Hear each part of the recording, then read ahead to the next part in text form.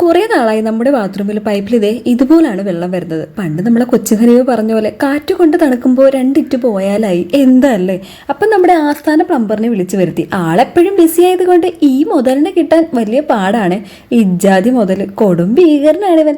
പൈപ്പെല്ലാം cut ചെയ്ത് ക്ലീനാക്കി നോക്കിയപ്പോൾ നമ്മുടെ വില്ലൻ പായലാണ്. പായൻ്റെ ഈ കളറ് കണ്ട് തെറ്റിദ്ധരിക്കേണ്ട, നല്ല ശുദ്ധമായ പായലായിരുന്നു.